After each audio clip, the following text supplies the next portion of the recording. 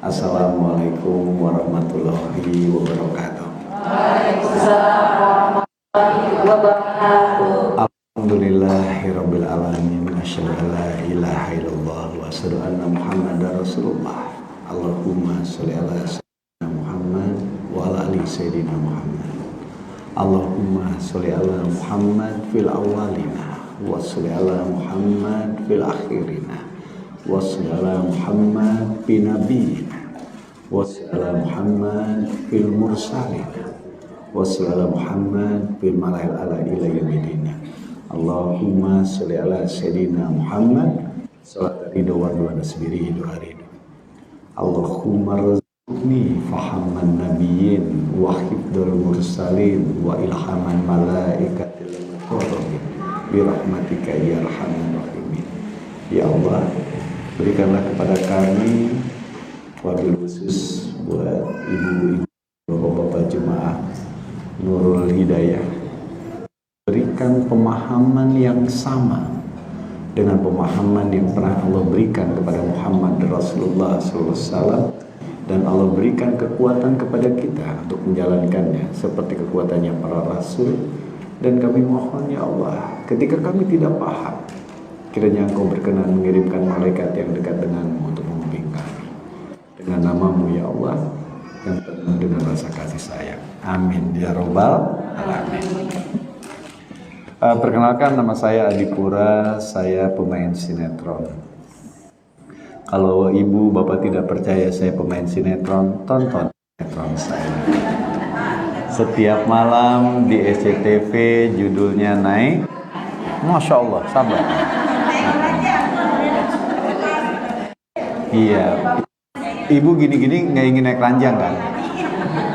Begini ibu bapak yang insya Allah dimuliakan Allah, saya tidak pernah ingin menjadi ustadz. Tidak, ustadz itu berat. Ya. Ustadz itu guru. Guru itu yang digugu dan ditiru. Jadi tidak sembarangan orang menjadi guru.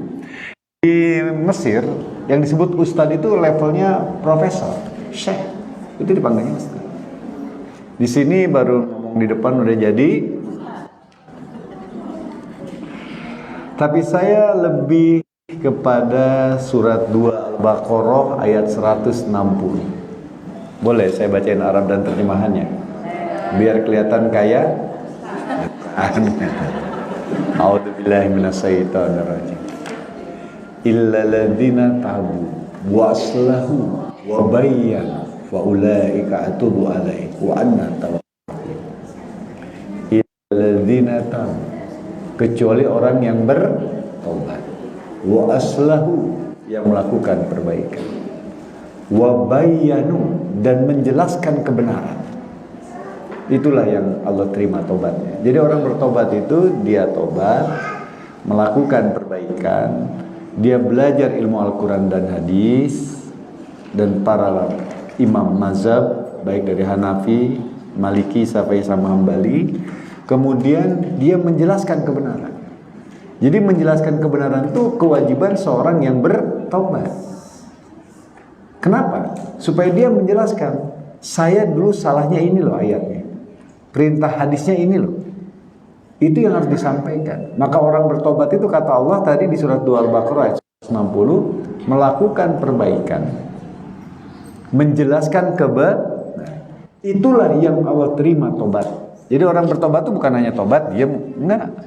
Dia bertobat, dia belajar Quran dan hadis, kemudian dia mulai menjelaskan kebenaran, biar menjelaskan dulu salahnya apa ya.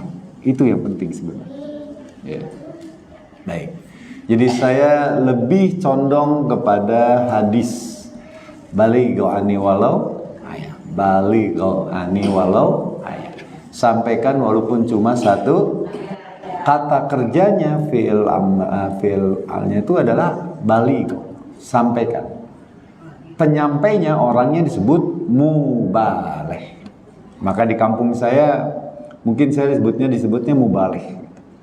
Mubaleh itu adalah orang yang baligh walau yang menyampaikan ayat. Sampai sini paham ya? Ibu, di dalam belajar Al-Quran hadis, terutama di bulan Rabiul Awal ini, saya mengingatkan ajaran Rasulullah SAW. Tidak boleh kita melakukan sesuatu tanpa ilmu. Ibu pun gak boleh belajar kepada orang yang tidak punya, gak bisa. Bahkan Allah melarang. Kalau fi'ilnya itu amarnya melarang, maka hukumnya menjadi haram usul fikih. Kalau kata Allah jangan, berarti hukumnya haram. Jangan makan babi, boleh nggak? Hukumnya apa? Jadi setiap kalimat jangan itu berarti hukumnya haram. Di dalam Al-Quran surat 17 Al-Isra ayat ke-36. A'udzu billahi minasyaitonir rajim. Wala ta'fu ma la sabil ilm. Inna syam'a wal basyara wal fu'ad kullu ulaika anhu mas'ulan. Wala ta'fu ma la sabil ilm. Jangan kamu mengikuti sesuatu tanpa ilmu. Karena pendengaran, inasyam wal basyar, penglihatan, dan hati akan diminta pertanggungjawaban. Jadi belajar itu nggak bisa sembarangan gitu loh. Orang yang duduk di depan ini, kalau bahasa saya mungkin, ya dia harus memiliki ilmu untuk dia bisa pertanggungjawabkan. Kenapa? Karena di dalam Al-Quran surat ke-21 Al-Anbiya ayat 7, Allah berfirman, A'udzubillahi minasyaitonir rajim. Fas'ahlu 'alal zikri in kuntum la ta'lamun. Apabila kamu tidak tahu sesuatu, tanyalah kepada orang yang memiliki uang. Ilmu. Zaman sekarang yang punya uang kesannya pinter, betul Bu?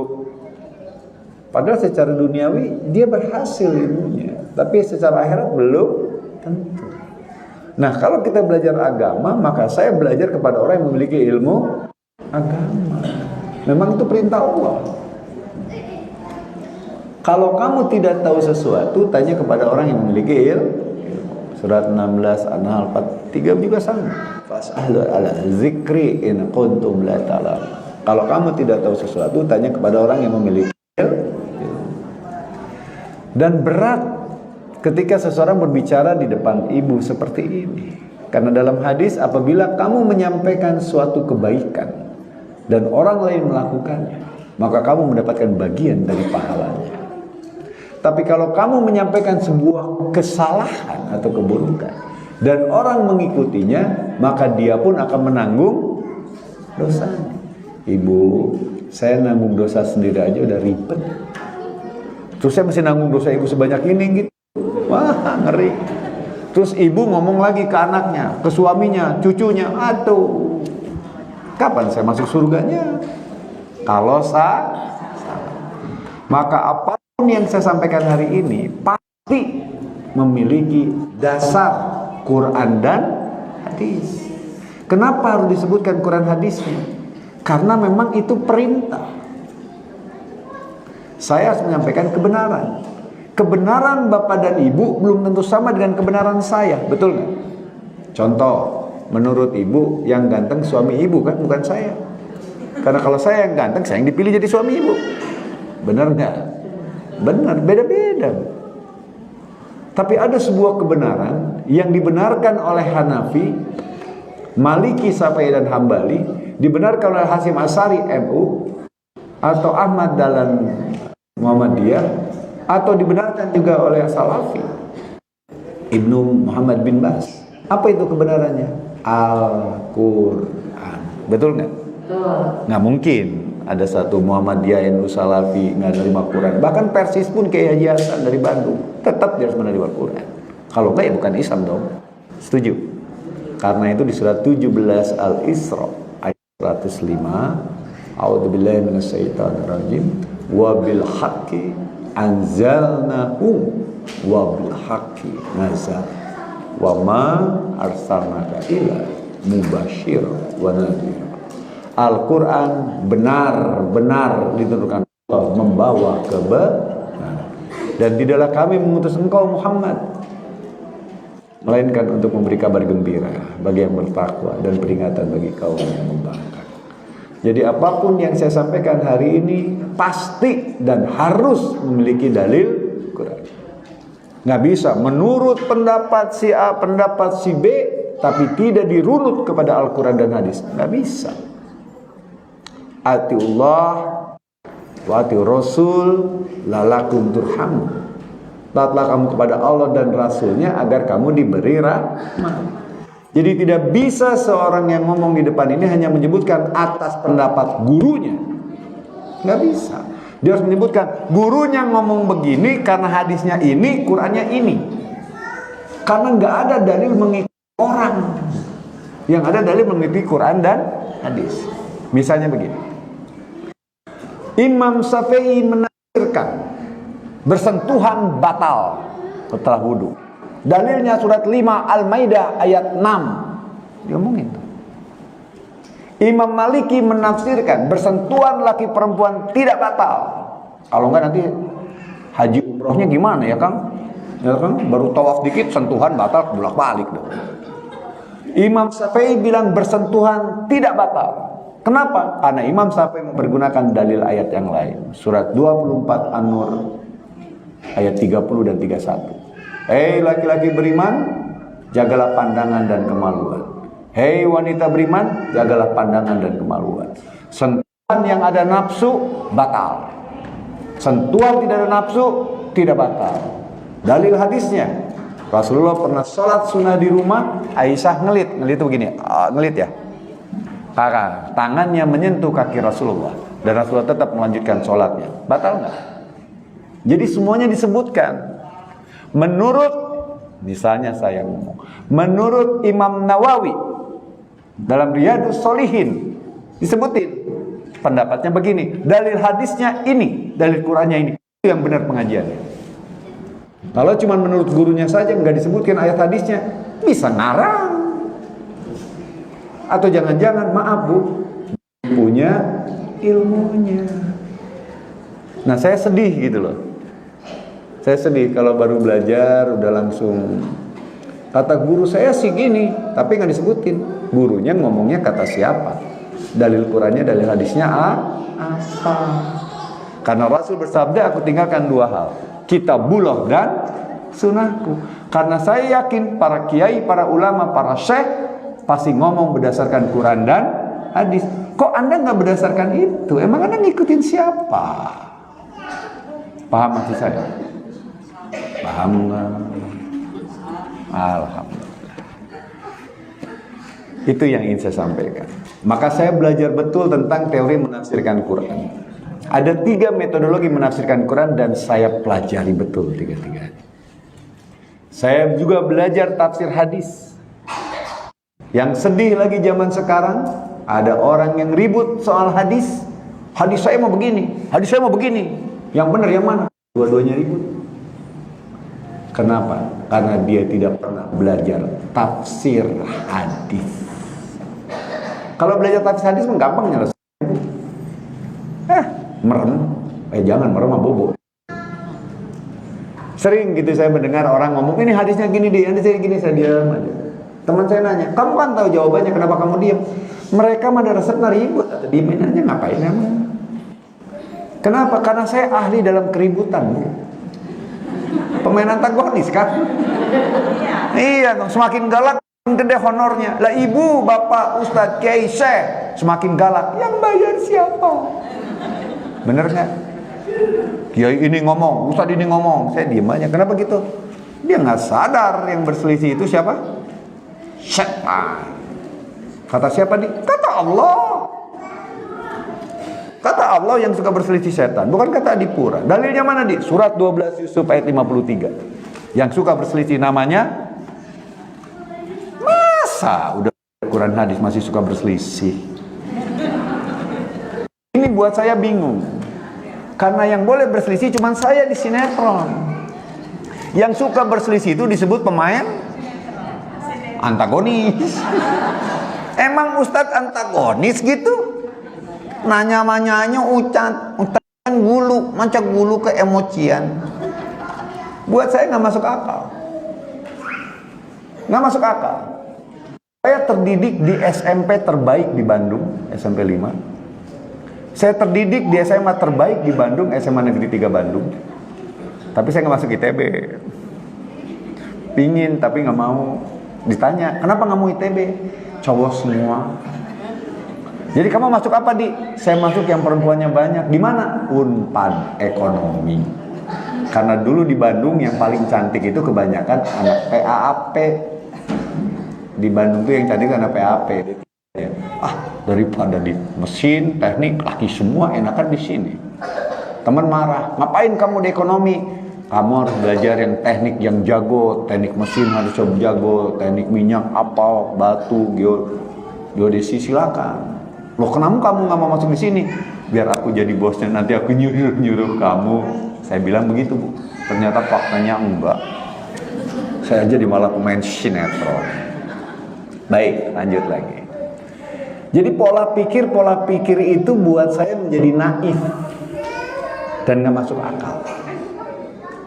Dan yang lagi saya paling sedihkan, yang ngomongnya katanya yang pernah belajar ke Madinah, ke Kairo, ke Libya, ke Yaman, aduh mau.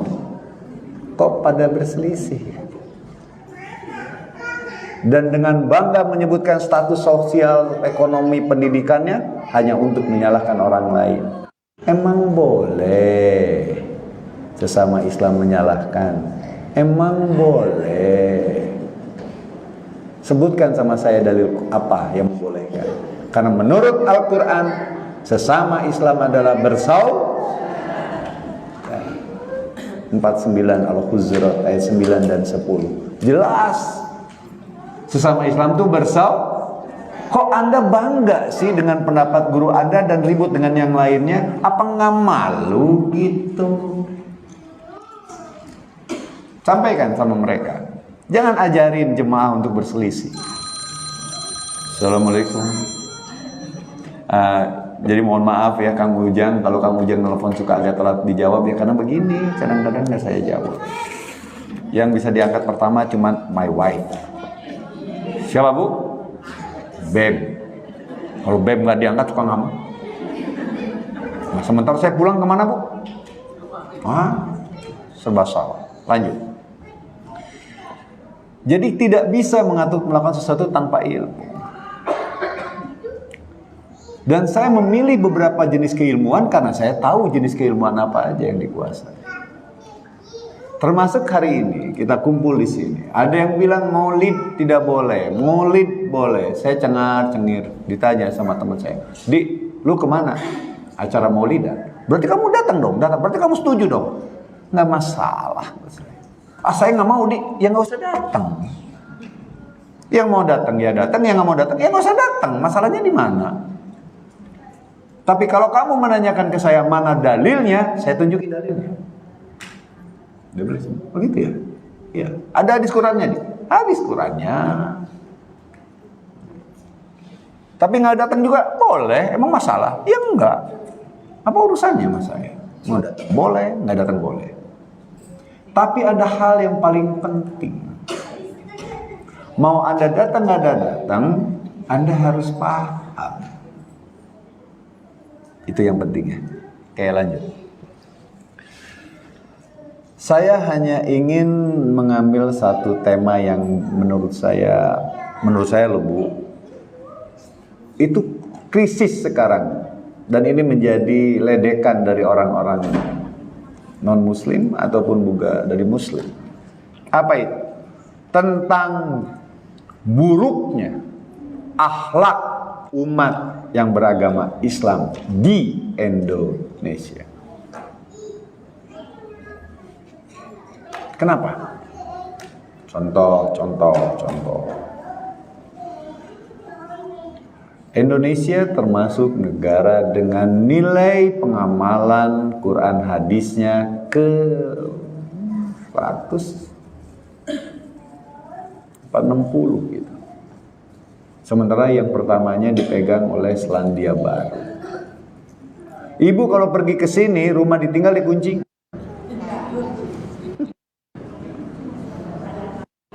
Kunci. Di Selandia Baru nggak dikunci. Ada yang hilang? Nggak ada yang hilang. Di Bali yang mayoritas agamanya Hindu dan Islam yang kedua di sana, Ibu. Saya nyimpen motor. Kadang-kadang kunci nempel di situ aja nggak ada yang ngambil. Ada yang ngambil pasti notabene orang di luar Bali. Mau Jawa ke atau sebelahnya Nusa Tenggara Barat ke atau Nusa Tenggara Timur. Buat saya memalukan. Ya. Dan kemudian saya pernah bertanya kepada guru saya, Kiai Haji Sunan Rahman, atau di sana disebut Syekh Rahman Ahmad. Kenapa sih bisa begitu? Penyebabnya satu, Bapak dan Ibu. Akhlak kita tidak lagi seperti akhlaknya Rasulullah SAW. Akhlak Rasulullah adalah akhlakul karimah. Karim, mulia. Nah, pertanyaannya, kenapa nggak bisa ya? Yang suka ambekan di rumah siapa?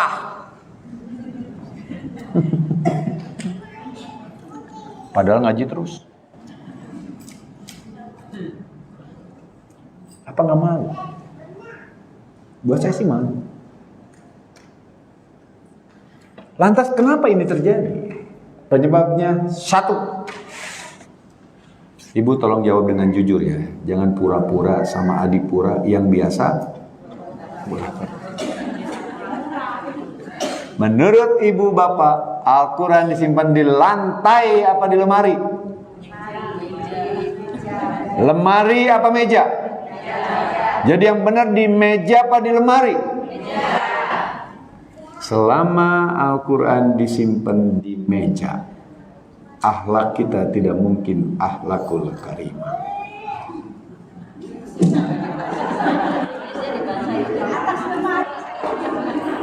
Ketika Al-Quran disimpan di atas lemari, maka akhlak kita pun tidak menjadi akhlakul karimah. Udah jangan debat.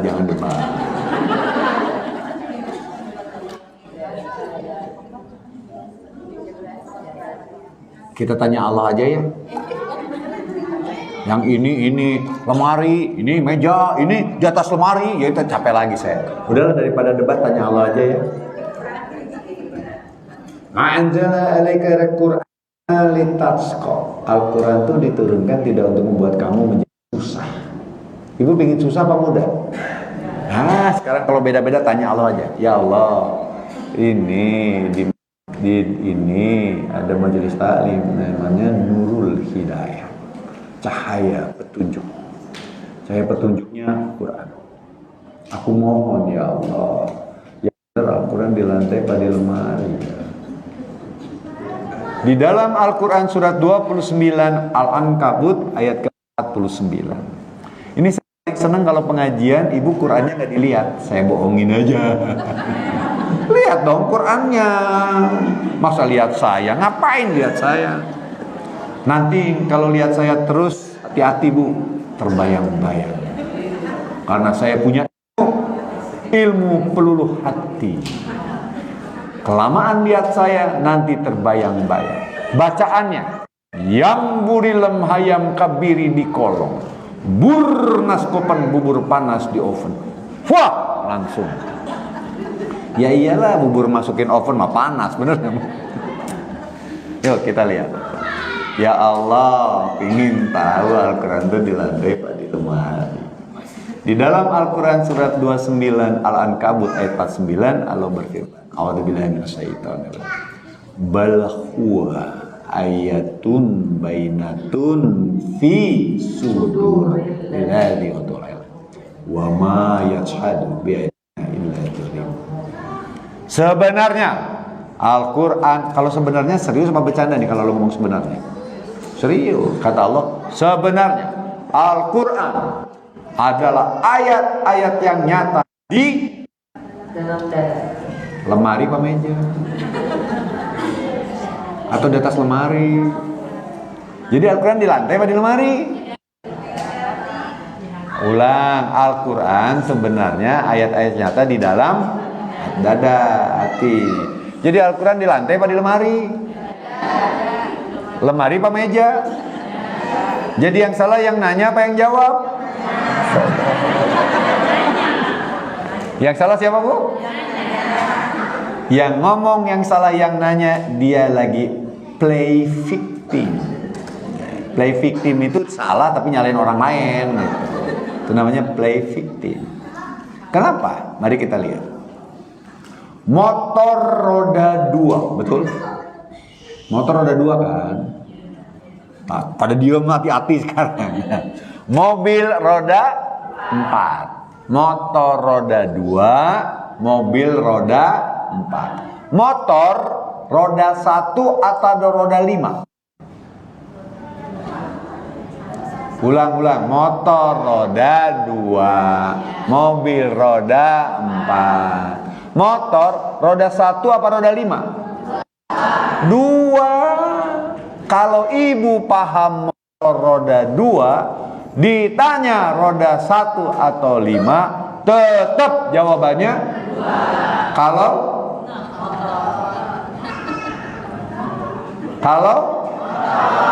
Kalau motor. Kalau kita paham motor roda 2, ditanya pemain sinetron antagonis, motor roda 1 atau 5, tetap jawabannya 2. Kalau paham. Loh iya dong. Kalau kita paham Al-Quran, ditanya pemain sinetron Al-Quran di lantai di lemari, tetap jawabannya di kalau tahu ibu yang jawab. Ini masalah, Bu. Kalau di rumah ibu ada pencurian, Al-Quran disimpan di lemari, terus lemarinya ada televisi, yang hilang apa? Maling aja malu, Bu, ngambil Quran aja ya takut dosa. Bener ya, Bu? Maling aja udah dosa, tapi ngambil Quran tanya dong, maling kamu mau nggak nyuri Quran? Ada yang lain aja. Iya, bener nggak? Oke, tadi Al-Quran disimpan di mana? Ucapan adipura, perbuatan tangan dan kaki adipura sangat dipengaruhi oleh apa yang ada di hati adipura. Betul nggak? Contoh, suami ibu 3 bulan tidak pulang-pulang, tidak ada kabar. Kayak siapa, Bu? Apa? Tiba-tiba pulang. Terus ibu nyambutnya gimana? Alhamdulillah, Bapak 3 bulan nggak pulang-pulang. Mau teh, kopi, apa susu? Mau mandi dulu nggak pakai air hangat? Gitu nggak, Bu?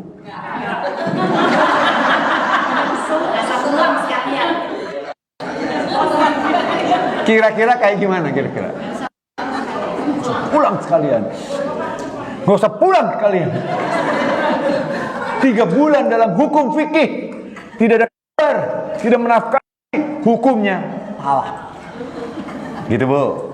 Kenapa ibu berkata begitu? Kenapa ibu marah begitu? Karena hati ibu panas. Betul? Tiba-tiba bapaknya ngomong begini. Biasanya bapak manggil ibu apa? Ayang. Ayang, jangan marah dulu. Jangan marah apa? Bapak ini mancing. Ketika mancing, ada ombak terbawa ke tengah, minyak solar habis, luntang-lantung, signal nggak ada di laut, handphone lama-lama mati baterainya. Akhirnya Papa terdampar di sebuah pulau, mencari kehidupan susah, mulai makan apa yang bisa dimakan, pohon macam, sampai akhirnya sebulan ini Papa mulai frustasi. Akhirnya Papa mulai menggali, mungkin ada makanan, tanaman, ketela apa. Ketika menggali, tiba-tiba Papa menemukan kotak, ternyata dalamnya emas dan berlian. Kemudian pertolongan datang. Akhirnya emas dan berliannya diambil petugas dan dijual. Akhirnya bapak dapat ucapan terima kasih. Berapa? 5 miliar, Ibu. Mana uangnya? Ini nih. Rubah nggak? Alhamdulillah. Kemana aja tuh bapak tuh, ya Allah. Kalau bisa mah jangan 3 bulan, 6 bulan biar 2 kali lipat. Perubahan ucapan dan perbuatan kita sangat dipengaruhi oleh apa yang ada di dalam. Setuju? Setuju ya? Ibu ketemu sama temen yang suka ngomongin ibu di belakang. Ibu ketemu dia gimana? Assalamualaikum Ibu, alhamdulillah udah ngomongin saya gitu nggak Bu? Gimana Ibu? Gitu kan? Bener nggak Bu?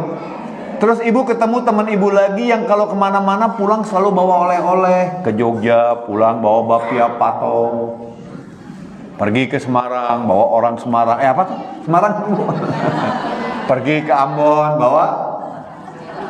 Emang mereka orang Medan? Ada aja. Yang penting setiap kemana aja bawa oleh-oleh lah ke Ibu. Ibu ketemu sama dia, gimana nyambutnya Bu? Dia baru pulang dari luar kota nih. Gimana Ibu ngomongin? Hai, assalamualaikum Besti, apa kabar Besti? Gitu kan Bu? Sama nggak dengan orang yang suka ngomongin? Kenapa berbeda ucapan perbuatan kita? Karena hati kita berbeda. Sakitnya di mana Bu? Benar. Yang kita lihat. Kalau seandainya hatinya Adipura dan hati ibu-ibu dan bapak-bapak yang hadir hari ini isinya Al-Quran, maka otomatis ucapan dan perbuatan bapak dan ibu adalah Quran. Ucapannya sesuai Quran, perbuatannya pun sesuai Quran, karena dalam hatinya berisi Quran. Makanya Bu, Rasulullah memiliki akhlakul karimah karena dalam hatinya berisi Al-Quranul Karim. Jadi kalau kita pingin akhlaknya Qurani, Al-Qurannya disimpan di mana? Suatu saat Aisyah radhiyallahu anhu ditanya. Adik Aisyah juga tanya, ya Aisyah, seperti apakah akhlak Rasulullah? Aisyah menjawab, akhlak Rasulullah adalah Quran berjalan. Karena semua ucapan perbuatan Rasulullah adalah Kenapa ucapan perbuatan Rasulullah Quran? Kenapa akhlak Rasulullah Al-Quranul Karim, akhlak yang mulia? Karena dalam hatinya berisi Quran. Kalau kita mah isinya iri dengki, tetangga beli motor baru yang panas kita, tetangga beli mobil baru yang panas kita, alasannya parkir di mana? Pasti ngalangin pintu kita. Ibu, bukan didoain alhamdulillah tetanggaku punya mobil baru, ya Allah, insya Allah mobilnya dipakai untuk bisa beribadah kepadamu. Yang ada, ya Allah, tuh si sebelah mah sombong, yang ada juga makin gede kepala, gimana gitu? Karena hatinya tidak berisi Quran tadi.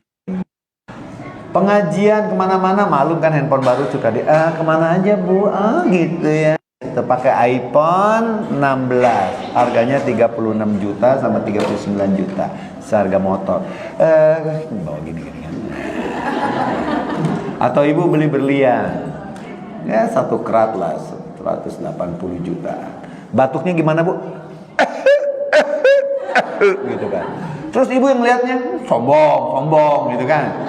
Yang ngomong sombong tuh siapa? Dia yang sombong apa kita nggak punya? Kita yang nggak punya. Jadi judulnya apa? Iri Ibu. Contoh, Ibu kemarin alhamdulillah wa syukurillah saya beli rumah di Pondok Indah. Ada yang ngomong sombong, bilang sombong gitu kan. Yang dalam hatinya bilang sombong karena dia nggak punya rumah di Pondok Indah Bu. Jangan marah. Tapi kalau Ibu punya rumah di Pondok Indah pasti nanya, di mana Kang Pondok Indah? Di mananya Pondok Indahnya? Saya di Jalan Duta ya. Kamu di mana? Pasti gitu nggak? Ya. Tapi kalau nggak punya, sombong. Punya Pondok Indah sombong. Aku aja di Menteng punya, kagak. Jadi kita lebih banyak irinya ternyata. Karena hati kitanya berisi iri dengki. Kalau hati kita berisi iri dengki, apa yang terjadi? Ucapan perbuatan kita isi adalah kemarahan, kebencian. Tapi kalau hati kita berisi Quran, ucapan perbuatan kita adalah Quran. Simple. Apakah orang yang baca Quran terus Qurannya di hati? Belum tentu. Maka saya tidak pernah takut Anda mau lulusan apapun, bagi saya biasa aja. Tapi kalau saya melihat akhlaknya bagus, berarti Al-Qurannya sudah masuk ke dalam hatinya. Begitu kan? Simple.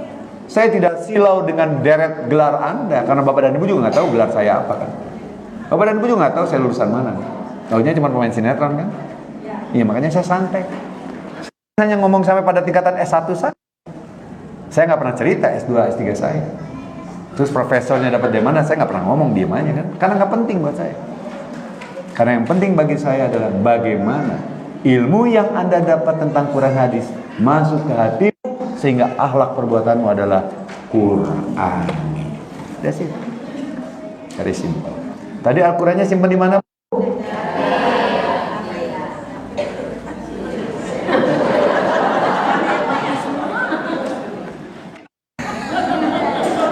Pak, gue masih dikit Pak lah sama ibu. Karena ibu-ibu tuh seneng yang bercandanya juga Pak. Serius deh meliur katanya. Ya lanjut.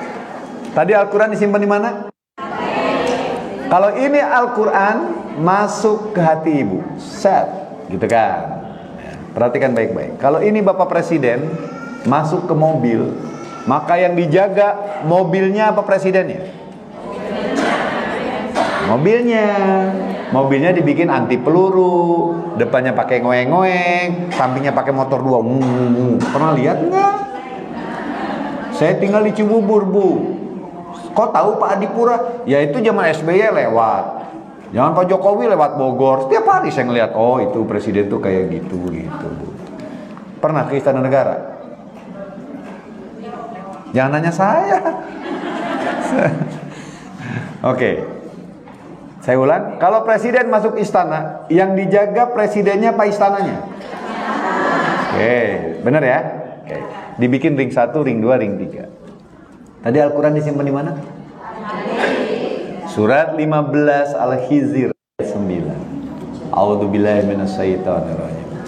Inna nahnu nazzalna dzikra wa inna lahu lahafizun. Sesungguhnya kamilah yang menurunkan Al-Quran, dan sesungguhnya kamilah yang memelihara Al-Quran. Begitu kan? Tadi Al-Qurannya disimpan di mana, Bu? Ketika Al-Quran ada dalam hati, maka yang dipelihara Qurannya apa? Kita. Masa hatinya doang, gentayangan dong kayak leak gitu. Ulang. Presiden masuk mobil, yang dijaga? Presiden masuk istana, yang dijaga? Al-Quran masuk hati kita, yang dijaga? Ulang. Masa hati nawu bu kemana-mana, hati nawe nu dijaga? Iya di baledog bunyuk ya. Perut lapar kukuru bukan di sini. Ini doang yang dijaga? Enggak. Ketika presiden masuk mobil, yang dijaga seluruh mobilnya. Presiden masuk istana, yang jaga semua istananya, Bu. Enggak dijaga kamarnya presiden. Kagak semuanya, Bu. Tapi kalilah ke istana. Dijaga seistananya, Bu. Bukan kamarnya beliau doang. Kalau ini Al-Quran masuk hati kita, yang dijaga? Kitanya dijaga Allah. Pertanyaannya, kalau kita dijaga Allah, hidupnya senang apa? Surat 20 At-Toha ayat 1 dan 2. A'udzubillahi minasyaitonir rajim. Toha ma'ana alaika al-Qur'ana litasqa. Al-Quran diturunkan, ma'anjalna, turun anjalna. Makanya setelah Al-Quran anjal diturunkan masuk ke hati Bapak dan Ibu, kata Allah, Al-Quran diturunkan tidak untuk membuat kamu menjadi susah. Jadi kalau Al-Quran di hati kita, Hidup kita senang apa susah? Sekarang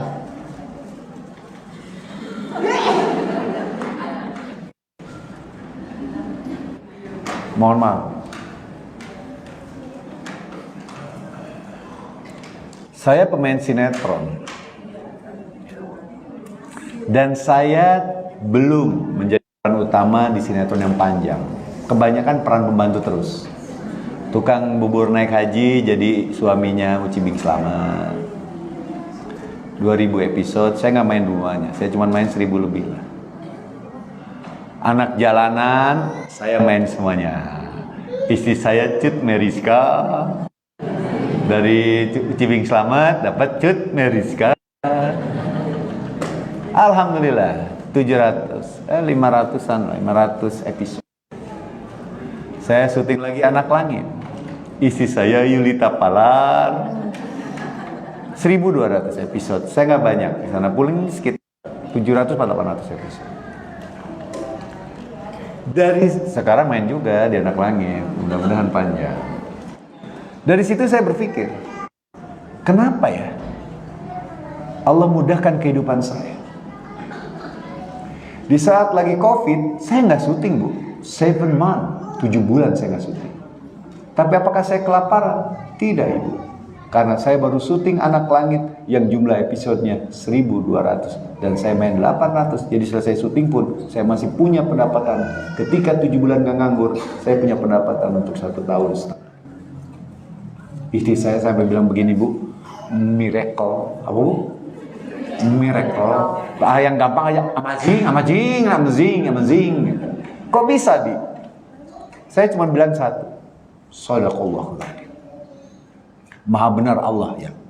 Ketika kita semua belajar Quran dan menyimpan Al-Quran dalam hati kita, sedikit demi sedikit Allah jaga kita. Dan ketika Allah jaga kita, hidup kita menjadi lebih baik dari sebelumnya. Pilih mana?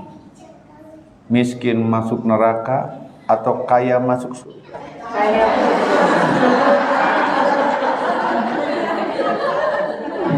Lah Bu, Rasulullah mengajarkan, Allah menginginkan kita berdoa.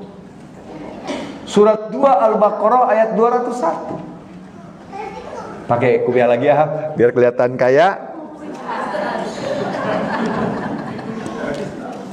Surat 2 Al-Baqarah ayat 201. A'udzubillahi minasyaitonirrajim.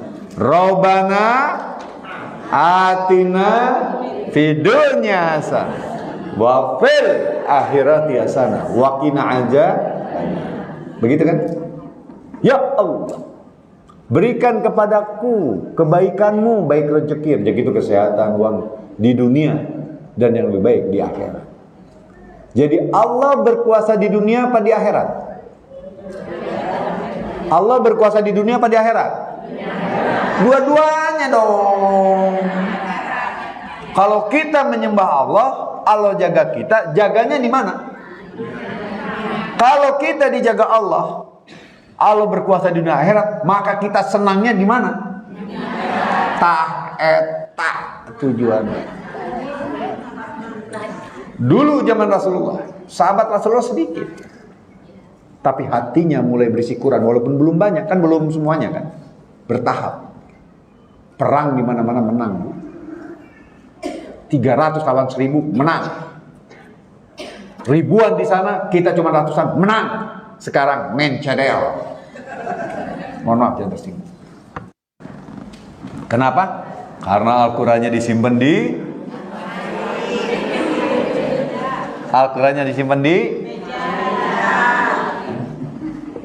maka ketika Al-Quran disimpan di lemari, yang dijaga lemarinya doang. Makanya Qurannya nggak hilang-hilang. Malingnya aja bilang, takut kualat, kata malingnya. Ibu, Al-Quran di mana? Kalau Al-Quran di hati, hidupnya senang apa susah?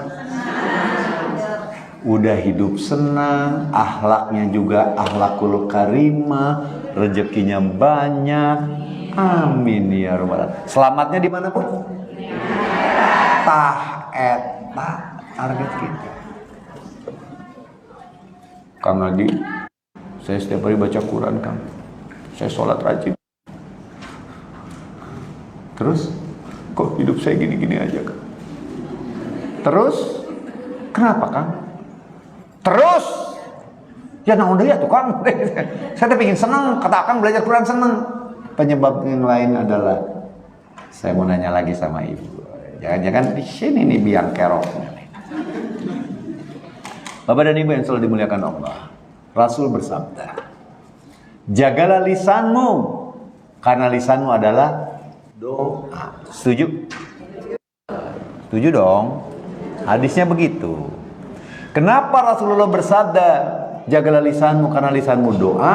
Karena Rasulullah membaca di dalam Al-Quran surat 51 Az-Zariyat ayat 23. Surat berapa, Bunda? Kok nggak dibuka lagi Qurannya? Tadi mah dibuka, saya lihat. Saya senang ada yang lihat buka Quran. Saya tuh senang ibu buka Quran lagi. Satu, untuk mengoreksi saya kalau saya salah. Dua, biar ibu jangan percaya sama saya, percayanya kepada Qurannya. Jangan percaya sama Adipura, Bu. Istri saya aja tadi nanya, mau kemana? Pengajian. Mana panggilannya ini? Dia diem aja. Kenapa, Yang? Aku bingung ya. Aku ini udah nikah sama kamu 35 tahunan loh, Yang. Kenapa gak pernah percaya sama kamu? Kok ada bapak-bapak ibu-ibu yang percaya sama kamu? Mereka gak percaya sama saya. Mereka hanya percaya kepada Quran dan hadis yang keluar dari mulut saya. Oh gitu? Iya. Coba kan video call gitu ngomongnya, Bu. Berarti kan gak percaya. Dan saya nggak marah, ya udah, lihat aja sendiri. Kayak hari ini saya foto dulu, baru ingat.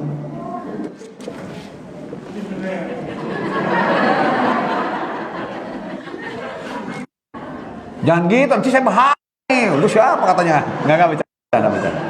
Istri saya mah cuma lihat, oh ya ibu-ibu gitu. Oh ibu-ibu Dik. Pada cantik nggak, Dik? Pastinya. Secantik apa? Lebih cantik daripada bidadari. Hah? Siapa yang mana? Hadisnya. Istri yang soleha lebih cantik dari bidadari. Ini kasus Aisyah bertanya kepada Rasulullah. Ya Rasul, kalau di surga banyak bidadari. Rasul, banyak. Cantik kayak Rasul? Quran bilang cantik. Bermata. Terus nanti bagaimana dengan aku? Nah, sedih dong ya, ibu kayak gini kalah sama bidadari, kapan dipilih sama laki-laki ya. Bapak-bapak juga lihat istri kita, ya Allah cantik, tapi ya Allah sebelah bidadari, goyang gimana ya. Bener gak, Bu? Lah iya dong, Bu. Kebayang gak ibu dengan muka kayak gini kan? Terus suaminya gini, maaf, bidadari sebelah, goyang. Bapak juga geran, bapak dengan kayak gini, tampang gini, set. Kata istri bapak, maaf bapak, maaf. Saya mau udah tahu dalamannya, nggak mau kayak gini lagi. Itu maka hadisnya, istri yang soleh lebih cantik daripada bidadari. Terus laki-laki yang soleha, ya lebih, ya soleh. Laki-laki yang soleh, ya oke juga dong. Maka saya sering meledekkan istri. Yang insya Allah ya, kita berharap surga ya. Terus saya bilang, nanti kalau di sana kamu jangan berpaling sama bidadari kata gitu. Terus saya bilang, kamu juga jangan berpaling dong sama bidadara. Ya juga ya Kang ya. Saya melihat kamu gini lagi. Ganteng sih ganteng, tapi ini bidadara kan, George Clooney punya, dia bilang gitu. Lebih saya bilang dari George Clooney. Oh, terus gimana dong Yang? Ini juga pernah ditanyakan oleh Aisyah, dan Rasulullah bersabda, istri yang soleha cantik daripada bidadari. Suami yang laki-laki yang soleh pun lebih ganteng dari bidadari. Loh, kok gimana Yang? Gini ceritanya. Kalau seandainya you and I in the heaven, kamu dan saya di surga, apa yang terjadi? Saya ngelihat ada 10 cantik di depan saya. Tapi kok cuma satu yang bikin deg-degannya? Kamu juga sama ya, kamu kan melihat bidadara ganteng-ganteng, tapi aneh melihat yang satu ini kok deg-degan. Kemudian kita kenalan.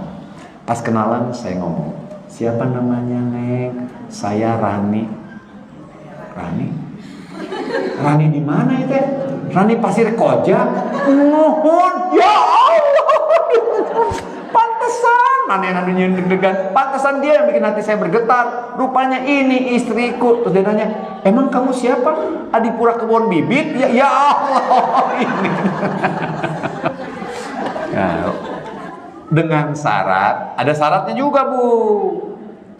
Saya dan istri saya masuk surga yang selevel. Kalau beda nggak ketemu. Dia di level tinggi, kita di level berapa? Beda. Dia ketemu dengan yang, kenapa ada yang nanya, Kang, kalau nanti mati, apakah nanti saya akan bertemu dengan suami saya? Depend, tergantung.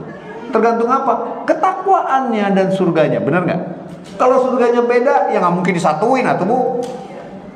Nah ya beda tuh, yang satu di Pondok Indah, satu lagi BTN, panas ya nggak sama tuh. Walaupun sama-sama di Jakarta, beda saya bilang. Walaupun sama-sama di surga, beda. Tergantung levelnya. Makanya suami istri harus sama-sama ibadahnya, biar levelnya sama. Lanjut lagi. Penyebabnya adalah surat 51 Az-Zariyat ayat 23. A'udzubillahi minasyaitonir rajim. Fawarru bisamai wal ardi fawarru bisamai wal ardi innahu lahaqqun annakum tantiqun. Demi Tuhan langit dan bumi, sumpah enggak? Allah berfirman, demi Tuhan langit dan bumi, sesungguhnya apa yang dijanjikan Allah akan terjadi seperti apa yang kamu ucapkan. Betul?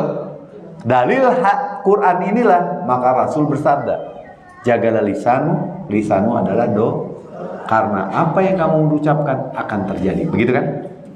Sekarang saya mau nanya kepada Anda. Kenapa ya Kang, saya ini baca Quran terus, sholat terus, tapi kok begini terus ya Kang? Alhamdulillah sih Kang di pasien kesehatan. Tapi kalau ya makan kadang enggak, malam-malam enggak sehat kan? Istri nanya makan apa, mana uang bapak, sekolah anak, jadi liur, fisik sehat, pikiran sakit, dia bilang gitu. Terus mana dong Kang? Katanya kalau di hati kita dijagalah hidupnya muda. Ya.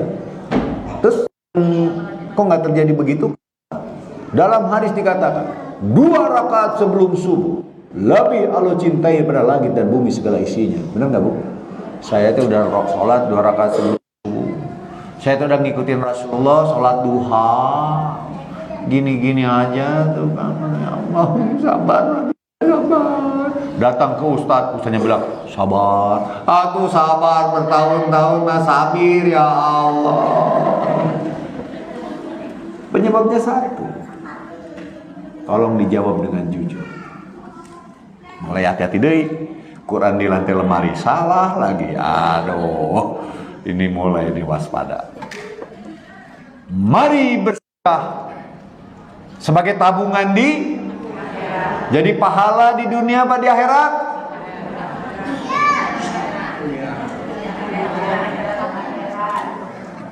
Jangan bohong.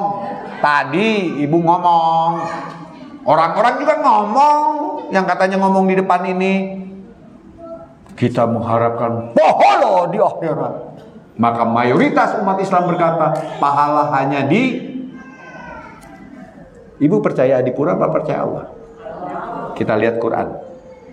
Tolong bacain. Saya bacain Arab dan terjemahannya, tapi ibu lihat benar nggak? Tadi ibu yang bacain. Tapi saya baca dulu biar kelihatan kayak. A'udzubillahi minasyaitonir rajim. Bismillahirrahmanirrahim. Rabbisnir. Fawarru bisamai wal fa'atahumullah sawabad dunya wa husna sawabil akhirah wallahu yuhibbul muhsinin. Surat 3 Ali Imran ayat 148.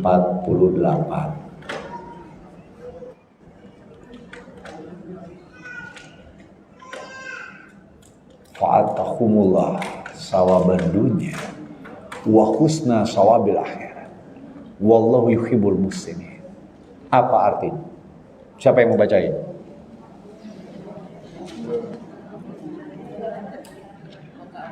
Allah memberi mereka pahala di dunia dan pahala yang baik di akhirat. Dan Allah mencintai orang-orang yang Jadi pahala di mana?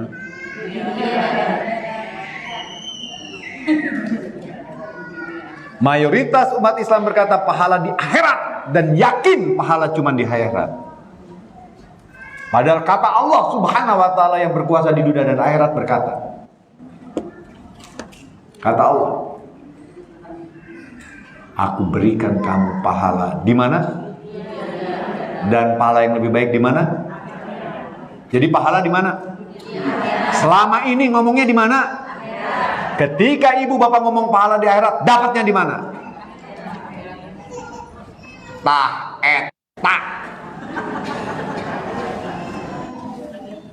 Ulang lagi, coba. Neng, bacain Neng. Arab dan terjemahannya boleh. Biar yakin, bener nggak nih kata Quran itu bener nggak sih?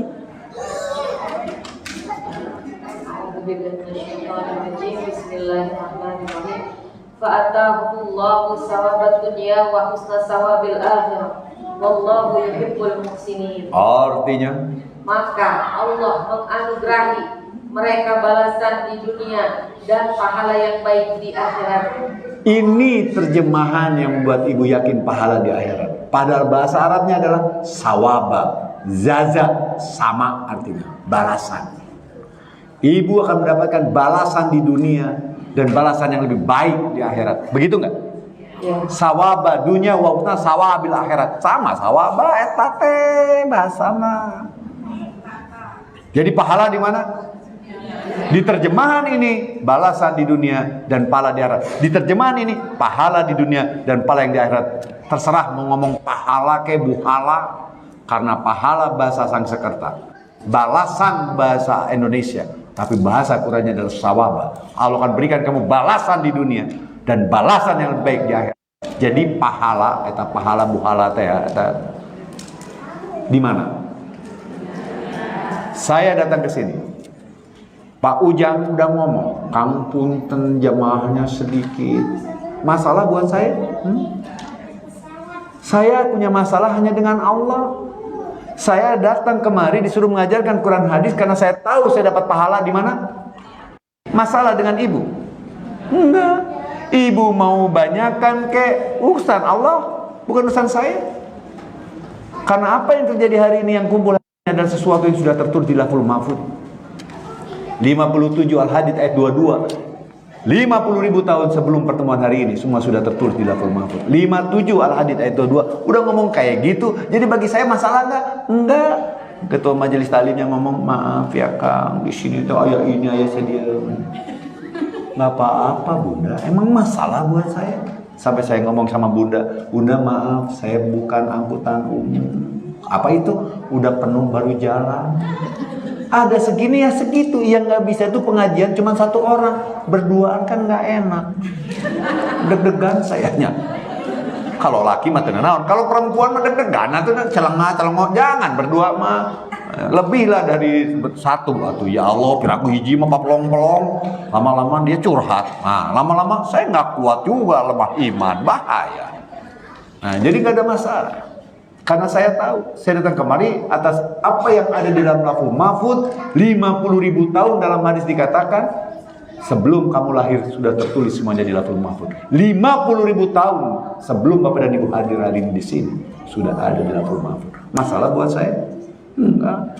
Mau datangnya berapapun enggak ada urusan. Tapi yang penting buat saya, Bapak dan Ibu paham, Al-Quran disimpan di kalau Al-Quran di hati kita, kita dijaga. Kalau dijaga Allah hidupnya di dunia apa di akhirat? Pahala di mana? Kata siapa? Saya datang hari ini ke sini dapat pahala enggak? Di mana? Ibu bapak yang datang hari ini dapat pahala enggak? Di mana? Hadis bunyinya begini. Barang siapa yang menuju majelis ini, maka Allah berikan kelapangan. Di mana? Kenapa kita malas ngaji? Karena kita pikir pahalanya di lah, ada acara nanti aja lah. Kita lagi sibuk. Pantesan gak lapang-lapang hidupnya. My wife. Hah? Kenapa Bu? Kenapa? Nggak dengar tadi, maaf.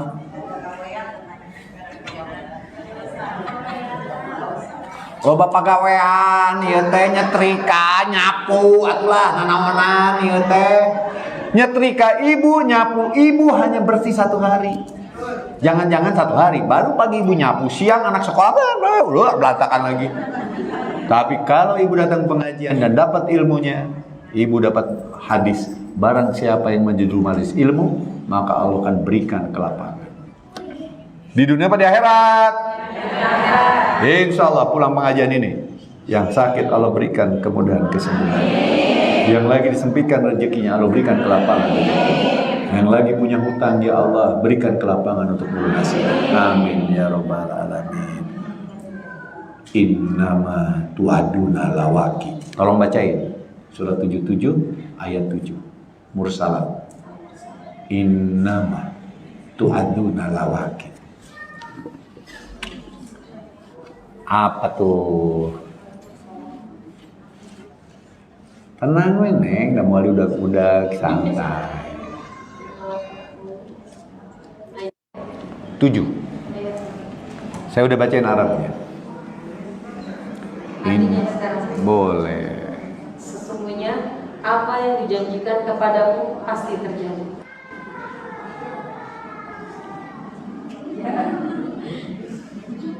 Gimana saya nggak semangat berangkat dari Cibubur ke sini saya ya tenepi-nepi keluar tol kan, tol dari lewat Jor masuk lagi tol terus keluar dia kan dekat pas dilihat jauh, masih jauh ya maju, iya maju ke laut saya bilang gitu kan. Apa bagi saya masalah? Tidak, karena hadisnya barang siapa yang menuju masjid dengan berjalan maka langkahnya aku hitung, kata Allah. Santai aja saya datang. Apa masalahnya buat saya? Karena saya tahu saya akan dapat apa, Bu? Coba kalau sekarang begini, Bu, tolong ya kasih saya 1.000, pulang dari saya balikin 1 juta, mau nggak? Mau nggak?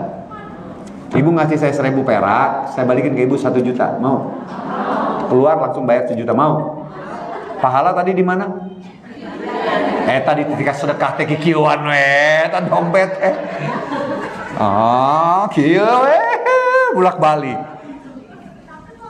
Sama saya juga gitu.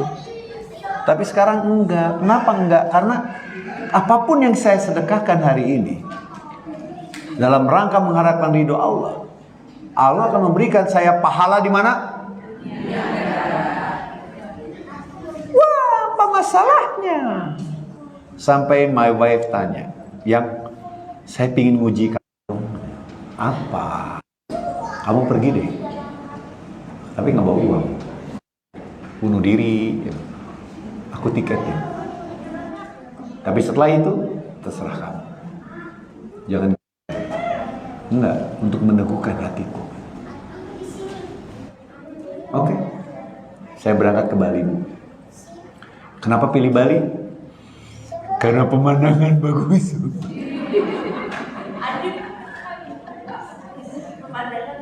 Pemandangan laut, ibu mah pikirannya. Berangkatlah saya ke Bali. Turun pertama di bandara, mulai lapar ya. Mulai.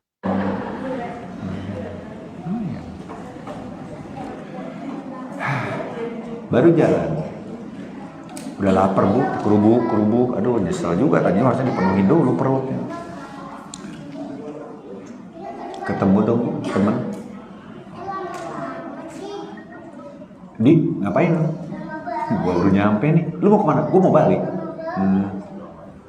Udah makan belum lu? Naik pesawat, kalau belum makan gak enak kali. Udah makan deh. Ayo, makan dong. Dia pikir saya bayarin. Wah, makan aja berdua, makan. Duduk udah ngeliat, saya lihat, saya juga lihat dia, melihat dalam hati, paduh, temawa duit dia. Pantesan mesennya semuanya dipesen. Udah makan. Nih, gue pesawat nih ya. Yuk, nuhun ya, nuhun. Berangkat. Nuhun. Aduh, ini gimana di sini? Pulang pakai apa ini? Saya lihat jam tangan, paling jam tangan, KTP gitu. Di belakang dong Bu. Mana? Aduh, gua tuh nyari-nyari lu Di. Nggak apa-apa, duduk aja, nggak apa-apa. Kenapa? Gue punya utang sama lu Di. Gua tahu. Tapi gue nggak bisa bayar semuanya nih Di. Gimana dong? Gue janji malu 2 kali bayar. Sekarang gue bayar dulu segini ya. Sekarang gue transfer malu Di. Sorry Di, tapi lu jangan, karena kan dia bisa dituntut juga Di. Oh ya, transfer. Kapan sisanya? Gue nggak bisa bayar penuh Di. Gue cuma bayar 20%. Nggak apa-apa. Dalam hati 20%. Cuman dia bilang, ya udah. Dia transfer lagi 2 hari kemudian. Jadi saya di Bali pakai uang dia yang kasih sama saya. Sebulan, 2 bulan, 3 bulan, istri nelfon. Kamu tuh jadi orang naon nih? Kamu tuh apaan? Kamu bisa hidup dari mana? Nggak tahu ya. Tiba-tiba saya ada orang punya hutang sama saya, si Anu dia bayar hutang sama saya 20% dan saya iakan. Nah, 20% atau 80% gimana? Udahlah, biarin aja lah, itu urusan dia sama Allah, saya nggak mau ikut campur. Terus gimana? Ya dia bayar. Berapa bayarnya segini? Pantesan 3 bulan terbalik-balik, dia bilang gitu. Itu jadi. Makanya itu saya bilang, Adipura mah gampang, Adipura mah orang Sunda. Gimana gitu? Lepas di kebun ntar juga hidup, makanya sayuran mulu katanya gitu. Itu kan saking ledeknya dia sama saya sekali senyum aja. Tapi itu kejadian. Saya bukan ngomong ini sesuatu hal yang dahsyat, karena bagi saya yang dahsyat hanyalah Allah. Dan Allah berfirman, innama tu'aduna lawaqi. Sesungguhnya apa yang dijanjikan Allah pasti terjadi. Di dunia apa di akhirat? Dari situ my wife nggak berani macam-macam lagi. Giliran saya nguji istri saya dong. Ya dong. Saya bilang sama istri saya, kamu pulang nggak? Enggak. Kamu yang ke Bali. Dia datang ke Bali. Jemput dong, beres. Saya ngomong sama dia. Bawa duit berapa di dompet kamu sekarang? Ya ada, aku bawa juga, takutnya kamu habis. Segini. Tabunganmu berapa? Segini. Saya minta setengahnya. Jangan, kamu uji saya, sekarang saya uji kamu. Saya nggak usah cerita, dikira sombong. Tapi itu terjadi. Kenapa itu terjadi? Karena ibu yakin bahwa janji Allah pasti. Emang ibu bisa pegang janji suami kita, pasangan hidup kita? Nggak usah gini-gini Bu, nggak usah curhat. Susah. Janji orang saya bayar ya, tarsok, udah biasa. Tapi kalau janji Allah pasti terjadi. Innama, kalimatnya pakai inna. Sesungguhnya. Apa yang dijanjikan Allah pasti terjadi. Cuman Anda yakin apa enggak? Ketika Anda yakin, namanya itu iman. Ketika Anda iman, kejadian. Ketika Anda nggak punya iman, ya nggak mungkin kejadian. Tapi siapa lagi sih yang harus saya percaya Bu di dunia ini? Kecuali hanya Allah Subhanahu wa Ta'ala. Yang dicontohkan oleh Rasulullah SAW. Jadi Al-Quran disimpan di mana Bu? Ketika Al-Quran di hati kita dijaga siapa Bu? Kalau dijaga lo hidupnya senang apa susah Bu? Alhamdulillah. Saya rangkum. Al-Quran disimpan di hati kita. Surat 29 Al-Ankabut 9. Ketika Al-Quran di hati kita, kita dijaga Allah. Surat 15 Al-Hijr ayat 9. Kalau dijaga Allah, hidup kita menjadi mudah. Surat 20 At-Taha ayat 1 dan 2. Kalau hidup kita mudah, di dunia apa di akhirat? Surat 3 Al-Imran 148. Allah berikan kepada kita pahala di dunia dan lebih baik di akhirat. Dan janji Allah pasti terjadi. Surat 77 ayat 7. Bukti Al-Quran di hati kita. perucapan ibu, perbuatan tangan kaki ibu akan mulai sama dengan Quran. Ketika ucapan perbuatan ibu sudah sama dengan Quran, nggak banyak sih, masih suka gibah tapi nggak sering lagi. Pelit sih, tapi nggak kayak dulu gitu. Sekarang mulai adalah sedekah-sedekah. Ketika itu terjadi, Allah jaga. Semakin kuat, semakin besar penjagaan itu. Seiring dengan amal ibadah kita. Setelah itu, apa yang ibu katakan? Cuma satu. Sodaqallahul adzim. Kalau kata malaikat Jibril berkata, sodaqta. Benar ya Allah. Baru di situ ibu ngomong, sa ucap nyata, sa ciduh metu. Kalau bahasa Padangnya, si pahit lidah. Kalau bahasa Jawanya, sabdo palon. Ucapanmu langsung terjadi. Karena yang janji siapa tadi? Kenapa saya pede ngomong kayak gini? Ya karena yang janji bukan saya. Kang, kenapa saya belum? Udah iman belum? Nggak yakin kok. Nanya Allah. Kalau yakin kejadian. Kenapa? Saya udah nyobain, Bu. Dalam hidup saya kan gitu. Ya Allah. Maha ya teh. Syuting moe. Ya Allah. Tagihan banyak anak sekolah. Begitu yakin pertolongan Allah. Kejadian. Itu aja yang saya sampaikan. Insya Allah pada hari yang indah ini, Bapak dan Ibu mulai lagi berkenan membaca Quran dan hadis. Simpan Al-Quran dalam hatimu, maka kemudahan yang kau dapatkan. Di mana? Kata siapa? Yang bertanggung jawab memenuhinya siapa? Iya, karena akan budu. Iya, karena astagfirullah. Hanya kepada Allah aku menyembah. Hanya kepadamu ya Allah aku memohon semuanya. Kata Allah, don't worry, be happy. Malaikat turun. Malaikat yang ngomong, la tahzan. Amin ya rabbal alamin. Itu ayat semua loh yang saya omongin. Sementara itu aja yang saya sampaikan. Kalau ada yang mau bertanya dipersilahkan. Tolong tanya saya dengan pertanyaan yang susah, biar nanti Pak Ustadz yang jawab. Alhamdulillah, Masya Allah, tabarakallah. Ilmu lagi, ilmu terus dan ilmu terus. Kita buka sesi pertanyaan. Boleh bunda sekalian yang punya pertanyaan atau unek-unek yang lama nih pengen ditanyain, mumpung ada Ustadz, boleh kita tanyakan. Atau Bapak dari Bapak Jamaah boleh juga. Saya dari dulu kalau pengajian tuh suka ada deg-degannya Bu, kalau ibu-ibu. Daerah-daerah tertentu saya suka deg-degan. Ditanya sama teman saya, kenapa? Saya dulu pernah bikin salah di sini. Nah, ini banyak banget Bu kesalahan saya dulu. Takut Pak saya kalau pengajian tuh suka dia, Ustadz, bukan. Silakan kalau ada yang mau bertanya, nggak usah takut, nggak usah malu. Kalau nggak ada yang nanya, saya pulang. Bu, saya ini laki-laki yang datang diundang, pulang tidak diantar. Ibu ngantar saya nggak? Ibu ngantar saya nggak? Pak Ujang ngantar saya nggak? Berarti saya datang diundang, pulang tidak diantar. Namanya apa Bu? Bunda, ada kalimat katanya unsur makola wala tansur makola. Jangan lihat semuanya nih. Perannya mengantar logis, tapi insya Allah hatinya soleh. Amin. Jadi yang mau bertanya boleh silahkan. Ayo siapa Bunda? Boleh tunjuk tangan, acungkan tangannya. Yo, sampai sambil nunggu ibu nanya, siapin tangan ke atas. Undur makola wala tanur mankola. Itu yang ngomong Ali bin Abi Thalib. Ali bin Abi Thalib berkata begitu karena Ali bin Abi Thalib adalah gerbangnya atau pintunya. Kenapa begitu? Karena beliau berpikiran satu.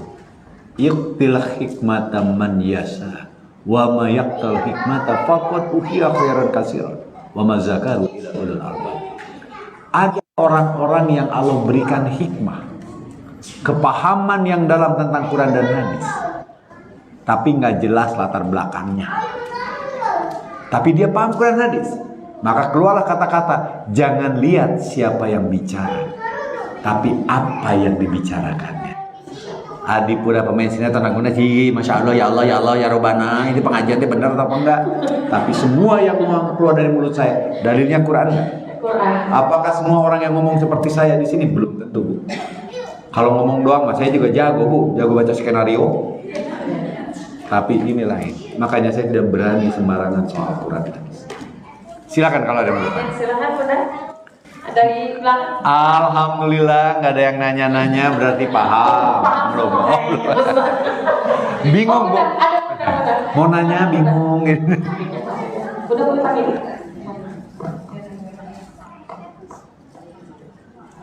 Pak Ustadz, siap jawab. Assalamualaikum warahmatullahi wabarakatuh. Waalaikumsalam.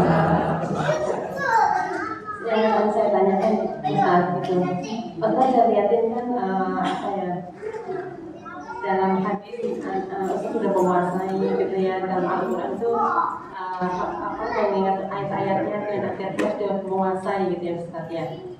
Yang anda tanyakan itu dengan menguasai hadis kemudian ayat-ayat Al-Quran gitu.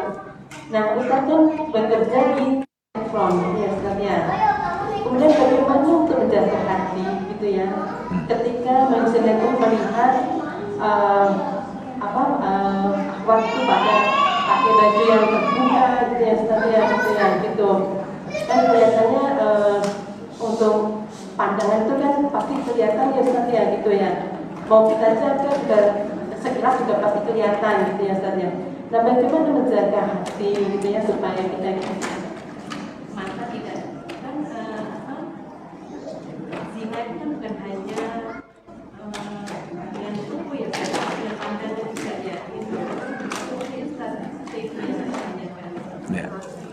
A'udzubillahi minasyaitonirrajim. Bismillahirrahmanirrahim. Suatu saat saya pengajian dan di band itu dilarang.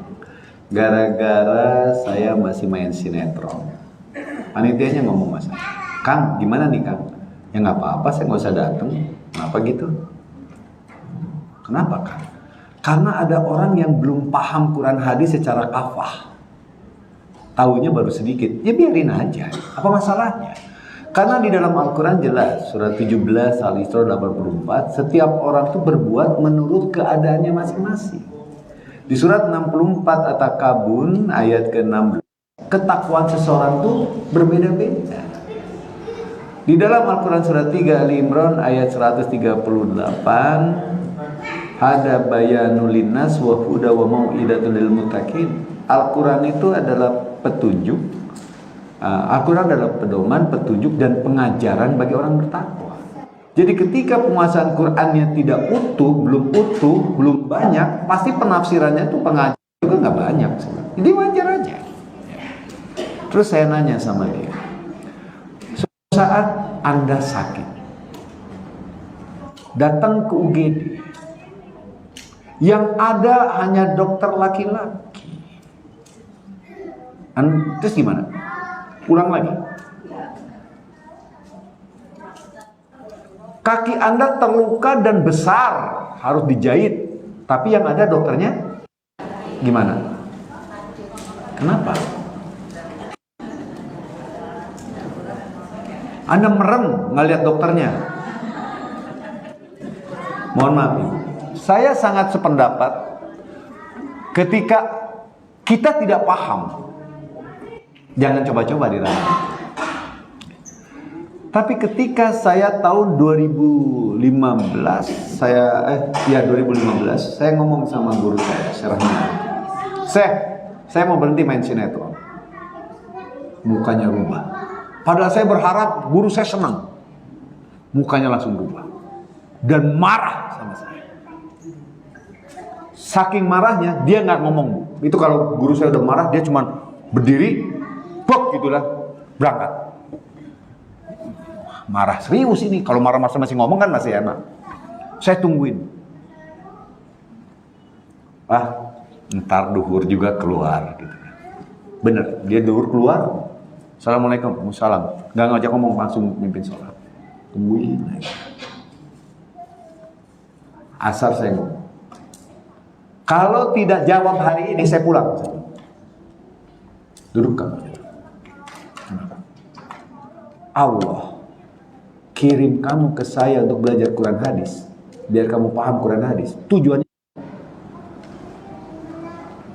jadi ustaz, nggak perlu. Dia langsung bentak saya. Kiai saya bilang gitu, santri saya banyak, lulusan Kairo ada, Yordania ada, Yaman ada. Saya nggak butuh kamu jadi ustaz. Tapi Allah suruh kamu datang ke sini biar kamu menyampaikan Quran hadis di tempat kamu. Kaget saya, Bu. Ibu tahu namanya Umar bin Khattab? Tahu nggak? Mantan apa? Kenapa Umar bin Khattab digugahkan hatinya? Kalau tanpa izin Allah nggak bisa, Bu. Kenapa? Karena Allah butuh, bukan butuh ya. Karena Allah akan menjadikan dia orang yang menyampaikan Al-Quran di golongan para preman yang tukang bunuh. Coba kalau waktu itu yang ngomongnya Ali bin Abi Thalib, perang, Bu. Yang ngomongnya siapa? Jagger, yang ngomongnya Jagger, tahu nggak Jagger, Bu? Ngomongnya di mana, Bu? Waktu itu Islam hanya disebarkan dengan sembunyi-sembunyi di Mekah. Tapi ketika Umar bin Khattab masuk Islam, ngomongnya di Ka'bah. Dan kerjanya gimana, Bu? Hari ini nyampein, hari ini berantem. Hari ini nyampein, hari ini berantem. Kenapa harus dia yang dipilih? Biar dia yang menyampaikan kebenaran. Kenapa harus Utsman bin Affan yang dipilih? Karena diperlukan orang yang ahli dan kaya raya tajir melintir untuk ngomong kepada orang-orang yang kaya. Kenapa Ali bin Abi Thalib dipilih? Biar Ali bin Abi Thalib bisa ngomong di antara para pemuda dengan bahasa gaulnya. Haruskah saya tinggalkan ladang amal ibadah saya? Kang, tapi kannya itu kan saya sudah tahu. Saya tahu betul surat 24 An-Nur ayat 30 dan 31. Hei laki-laki beriman, jagalah pandanganmu dan kemaluanmu. Yang dijaga sayanya apa orangnya? Masa saya kemana-mana bawa sarung, setiap ada pemain sinetron kasih sarung gitu? Bu, ibu nggak bisa nyuruh orang lain kok. Yang ibu bisa jaga siapa? Ibu jalan nih, saya lagi jalan nih, Bu, naik mobil ya Pak ya, saya naik mobil. Tiba-tiba ada lewat nyebrang Pak, yang non muslim, pakai rok, ngangin nyangsat, ibu merem, nabrak Pak, nabrak. Jadi yang disuruh Allah jaganya sayanya apa dianya? Sayanya apa dianya? Kita yang dijaga. Kitanya yang dijaga, Kang. Makanya dalam hadis ketika Rasulullah ditanya oleh Abi Thalib, "Ya Rasul, bagaimana ketika aku melihat seorang wanita?" Jawaban Rasulullah, pandangan pertama adalah berkah. Karena berikan basyar. Itu momentum Anda bersyukur, ya Masya Allah, begitu indah ciptaan Allah. Pandangan kedua, nah yang lirik gini, Bapak tuh yang sering lirik tuh. Nah, di situ dosa. Maka sejak itu saya tidak pernah memandang perempuan cantik dengan satu pandangan, tapi saya gini terus. Apakah itu yang dimaksudkan? Bukan. Di dalam pengajian saya dulu di satu tempat, saya nggak boleh pengajian sama ibu kayak gini. Jadi suatu saat saya dibentangkan pengajian gini tuh, Bu, ada kain putih bentang gitu panjang. Saya datang, sepi nggak ada yang ngomong, sendal banyak di luar, Bu. Sendal banyak. Pas masuk ke sepi dan nggak ada yang ngomong. Cuman ada Pak Ustadznya. Silakan Pak Adi, terus ya. Pak, jangan tausiah, saya bilang, podcast aja duaan gini. Enggak, silakan menurut Pak Adi aja bagusnya gimana. Ya udah kita podcast aja Pak. Jadi kita ngobrol, jadi gini-gini. Menurut Bapak gimana? Kayak tadi nanya, tapi berdua kita kayak ngobrol. Udah ya Pak, saya pulang. Tar dulu Pak, ini seksi tanya jawab. Kan Bapak tadi kalau mau nanya-nanya, saya bilang ngapain? Enggak Bapak, sebentar ya. Itu benar Bu, dibalik pintu serosot kertas. Bacain. Karena suara juga adalah aurat. Lah kalau suaranya aurat gimana muka, Bu? Matamu gimana? Apakah itu juga bukan bagian dari tubuh? Yang biasa nampak. Surat 24 ayat 31-nya yang biasa nampak. Nampak apa? Definisi nampak. Kalau ibu mandi semuanya ditutup. Nampak juga dong. Mulai ribut gara-gara fikih soal itu. Jadi akhirnya saya berpikir, coba deh kalau ada di lokasi syuting, Ustadz datang ke situ dan ceramah di situ, didengerin nggak? Ibu lagi syuting nih, ada Ustadz, Assalamualaikum, saya mau ceramah. Pak, mau syuting dulu Pak, nanti dulu ya Pak. Gitu ya. Bener nggak? Cobain, makanya coba dulu. Kalau si borokokok di lokasi syuting, Allahu Akbar. Bray! Waktu sholat nih, masih mau syuting atau enggak dulu nih? Bang, maaf bang, ini udah nanggung bang, boleh nggak setengah scene lagi kan ini? Oke, setelah ini gua sholat ya? Ya, sholat. Apakah saya harus ke masjid? Enggak. Saya milih sholat di lokasi. Kenapa? Untuk mengingatkan orang bahwa sholat tuh nggak susah. Kalau kamu sempat di sini ya di sini, yuk temenin. Alhamdulillah dari 1, 2, 3. Siapa yang bisa ngingetin mereka? Maka kalimatnya amal ma'ruf nahi. Kalau amal ma'ruf kayak sekarang, orang-orang udah baik, kalau datang ke masjid tinggal kasih tahu. Yang PR kedua kan ngajak orang yang dari luar masuk ke sini. Terus yang dari luarnya di tempat-tempat yang nggak benar tuh kita ngomongnya di tempat yang bersih kayak gini. Ayo yo bapak-bapak datang ke pengajian ya, bapak ibu ayo datang pengajian gitu. Gitu enggak. Kan kita udah suci di sini aja. Ayo bapak-bapak, ibu-ibu pengajian ini udah dipanggilin nggak mau, cuma dasar belum dapat petunjuk ya Allah ya Allah. Anda datengin dong, ajak dong, nggak mau Anda ke tempat mereka. Dan saya tidak minta bapak dan ibu untuk manggil saya lagi kemari. Kalau berbeda pendapat dengan saya, nggak ada masalah buat saya. Cuma saya memilih dan dipilih seperti itu. Kang, tapi di lokasi kayak gimana? Ya saya menyiasat. Menyiasatinya apa? Satu, setiap saya melihat pasangan lawan jenis saya di lokasi syuting yang kurang bahan, yang masih ABG, Pak, yang bening itu, saya tidak mengeluarkan nafsu. Yang kasihan mah orang baru datang ke syuting tunggu sekali datang. Kunaon gitu. Jarang ninggalin lu gitu. Saya biasa aja. Betul, Kang. Saya pikir dulu nggak gitu. Maka dalam suatu hadis dikatakan apabila Allah sudah kehendaki kebaikan bagi seseorang, maka dia dijauhkan dari keburukan. Kenapa? Karena di dalam Al-Quran surat 86 ayat 13, A'udzubillahi minasyaitonir rajim. Innahu laqaulun faslun. Al-Quran itu memisahkan yang hak dan yang batil. Kalau Al-Quran di hati kita, dia dengan sendirinya memisahkan. Contoh, suatu saat saya syuting. Dulu tuh ada program namanya Cipika Cipiki. Setelah saya belajar Quran, saya nggak mungkin nolak maju ke sini kan, maksud saya gitu kan, nggak mungkin kan, lebar gelis deh gitu kan. Ketika saya datang, dalam hati, ya Allah, gimana saya mau ngajak mereka kalau saya aja nggak seperti gaya mereka. Saya ngeliatin aja, wah ini Cipika Cipiki nih si Neng, pasti Cipika Cipiki sama saya, ditolak gelis. Ibu tahu, ke semuanya dia Cipika Cipiki. Ke saya enggak. Assalamualaikum. Kok assalamualaikum? Nggak tahu Kang. Saya punya saudara. Kenapa saudaranya? Ikut pengajian Akang, ternyata Ustaz, ya Allah aku takut kalau sama Akang. Sama yang lain enggak, saya bilang. Sama yang lain mah nggak apa-apa lah, kita sama-sama dosa. Sama Akang mah takut. Bisa gitu. Makanya di surat 48 ayat 29, nanti kita akan dibikin sama Allah cinta kepada keimanan dan tidak suka kepada kekufuran. Tapi bukan berarti ibu menunjukkan di depan mereka. Adanya di hati. Oh ini nggak boleh.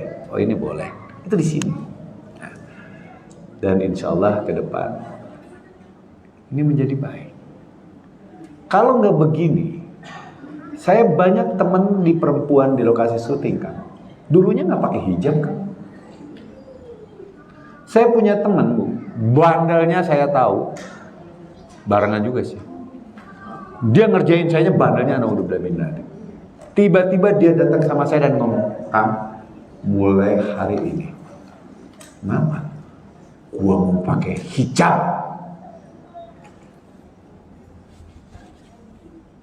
Alhamdulillah. Kenapa? Gak tahu aja kan. Kok gue tiba-tiba tergerak? Apakah itu bukan dari keberhasilan doa-doa kita? Atau Anda mulai meremehkan keberadaan Allah seolah-olah Anda tidak maha tahu? Atau jangan kita tidak paham bahwa surat 57 Al-Hadid 22 semua sudah tertulis di Lauhul Mahfuz? Atau jangan-jangan Anda asik pada tingkatan pemahaman Anda, tapi Anda lupa ada yang namanya syariat, tarekat, hakikat, ma'rifat. Bahwa ada sebuah penafsiran yang berbeda dari sebuah kejadian. Kenapa saya agak bersemangat soal ini? Karena saya paling banyak dihujat soal ini. Dan bagi saya nggak masalah. Kalau nggak mau manggil ya nggak apa-apa juga toh. Toh saya tetap syuting kan. Tapi bagaimana saya mengajak orang untuk lebih baik di lokasi syuting? Itu PR saya. Apakah di lokasi syuting pernah ibu dengar, waktunya sholat itu semuanya sholat, awas tuh dosa? Saya hanya ngomong bahwa melakukan sholat di lokasi syuting itu gampang. Kalau ibu datang ke lokasi syuting, itu di pojokan ada sebuah tempat dan saya sholat di situ. Kenapa sih harus di sini? Kan kamu harus ke masjid. Kumaha dek nyontok genana, datang ke masjid manggil sholat gitu. Di sini. Bahwa Anda nggak susah gitu loh. Sekarang tuh untuk sholat nggak susah. Anda tinggal ngambil air wudhu. Aduh Kang, saya bajunya kotor, Kang, ganti dulu baju. Boleh. Kayak teman-teman saya di Tasik, Bu, kalau mau sholat celana dalam dibuka dulu. Boleh. Orang Tasik gitu, Bu, saking takutnya. Saya lama, Bu, saya udah di mana-mana keliling Indonesia. Saya ngajarkan Quran dan hadis. Ketika dia melakukan itu, saya melakukan yang sama dengan mereka. Karena memang suasananya mendukung. Tapi kalau kamu lagi syuting, selama tidak najis, nggak masalah. Kotor, debu nggak masalah. Kang, emang kalau debu nggak apa-apa? Nggak apa-apa. Coba saya menanya sama ibu. Nabi Muhammad dan sahabatnya di Arab Saudi yang banyak debu itu, sholatnya pakai berdebu apa enggak? Coba saya tanya. Pernah nggak sih kamu waktu itu kena badai debu? Itu masalah. Yang penting debu. Mas Suci, hari ibu tayamum pakai apa? Yang penting Anda sholat dulu. Ketika dia mulai sholat, mulai kita tuh fikihnya kita perbaiki. Nih. Jadi belum apa-apa jangan, wah astagfirullahaladzim dosa, neraka. Orang-orang dengar lagi. Kenapa saya ngomong begitu? Karena saya tahu betul mental mereka. Kok tahu betul, Dik? Kan saya dulu mereka. Bagaimana saya disentuh dikit-dikit sampai akhirnya saya belajar Quran hadis. Kalau Anda dari kecil melihat kalau Anda dari keluarga yang pondok pesantren baik segala macam, mungkin alergi karena memang Anda terdidik terbiasa seperti itu. Anda nggak bisa masuk ke mereka karena Anda dalam hatinya udah reject dan nolak duluan. Tapi kalau saya kan dulu saya tuh mereka gitu. Saya tuh mereka banget gitu. Saya ngerti banget apa sih yang bikin saya malas sholat, apa sih yang bikin saya nggak puasa. Bu, bulan Ramadan itu lokasi syuting itu susah untuk puasa, Bu. Serius. Apalagi orang-orang lighting. Itu ngangkat lampunya tuh berat, Bu. Itu yang benar imannya kuat dia puasa, Bu. Yang nggak kuat, Bu, meleleh. Syuting siang gini, Bu. Serius, Bu. Karena tubuh kita mengolah makanan cuma sampai jam 12. Lebih dari jam 12 dia mulai goyang. Apalagi yang fisiknya gini. Coba kayak gimana kayak gitu. Ngomong sama dia, Kang, namun tegawe telebaran. Mana anak nggak makan, mau apa saya? Coba jawab ibu. Terus ibu ngomong dengan dalil. Yakin sama Allah, yakin. Pingsan di depan ibu. Ibu nolongin nggak? Bapak ibu nolongin nggak? Ngasih duit nggak ke dia? Di situ Anda berpikir, gimana ya caranya? Nah, itu yang memang harus dipikirkan. Jadi, ibu, ada kondisi ideal, ada kondisi yang tidak ideal. Idealnya ibu sholat tepat waktu, bahkan di awal waktu, dan tidak harus jamak, apalagi qashar. Namun ketika ibu dalam perjalanan di atas 86 boleh kilometer, ibu boleh mempergunakan kemudahan untuk jamak dan qashar. Betul. Saya tahu kondisi idealnya bagaimana. Tapi saya harus excuse itu ya. Memilih menerima kondisi untuk tidak ideal. Dalam rangka mengajak mereka baik. Lain kalau saya lagi di rumah, kan full kan itu kan, nggak ada masalah. Sementara itu ya Bu ya, Jadi mudah-mudahan jawaban ini juga menjawab semua pertanyaan yang masuk ke beranda saya. Oh, Ustadz masih main sinetron gitu kan. Ya karena itu dalam rangka upaya seperti itu. Kok Nabi katanya dijamin Allah, kok masih jualan? Kan sama dengan kayak gitu, Bu. Kan itu memang ininya di beliau untuk menjalin silaturahim, habu minanas dia dan habu minallah dia menjadi lebih baik.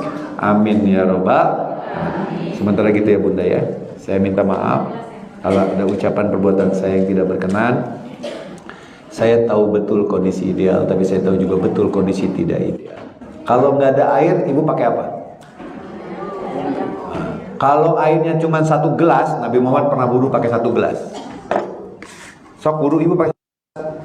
Baru kayak gini 3 kali udah habis ibu. Baru ini 3 kali udah habis. Terus sholatnya gimana?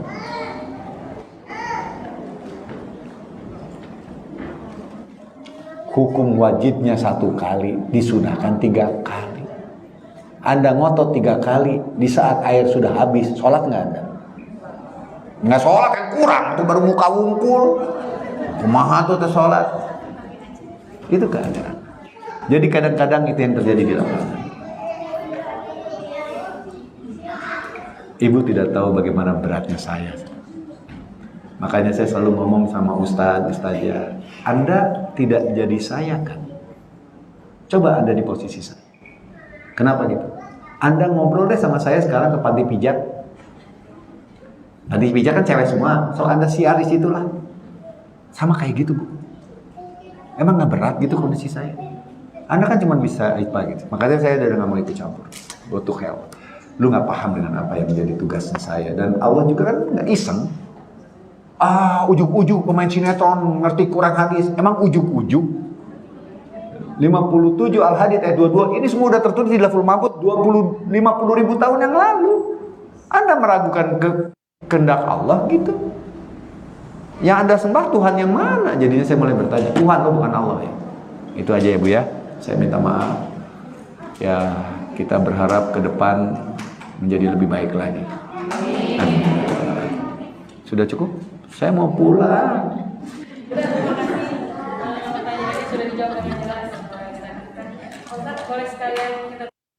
Jangan Pak Ustadz aja yang memimpin doa. Ada ayat yang menanyakan. Saya bacain ayat nih biar Pak Ustadz yang doa. Di surat 2 Al-Baqarah 186. Apabila hamba-hambaku bertanya kepadamu, katakan aku dekat.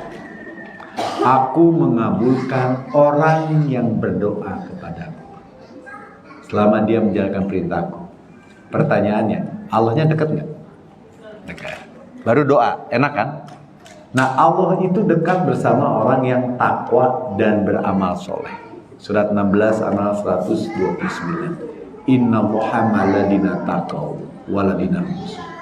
Allah beserta orang takwa dan beramal soleh. Maka selalu di suatu tempat saya akan menyerahkan kepada ulama kiai setempat untuk berdoa. Karena saya berpikiran bahwa kalau dia pemuka agama di tempat itu, dia pasti lebih bertakwa dari saya dan lebih berbuat baik dari saya. Sehingga Allah besertanya dan di saat itulah kita berdoa. Jadi silakan Pak Ustadz, Pak Kiai untuk memimpin doanya. Nggak ada Pak Takwa? Pak Soleh nggak ada Pak Soleh? Atuh Pak Takwa ini Pak Soleh.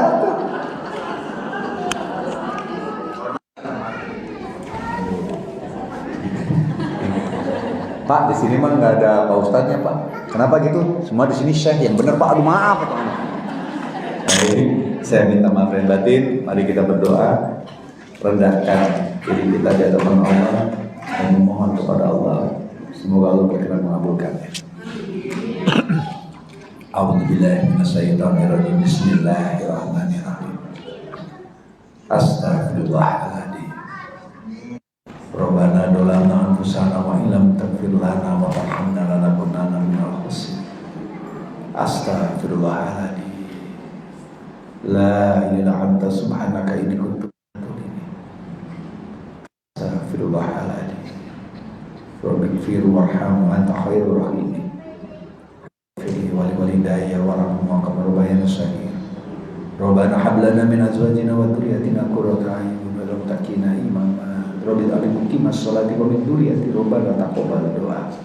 Rabbana atina fid dunya hasanah wa fil akhirati hasanah wa qina adzabannar.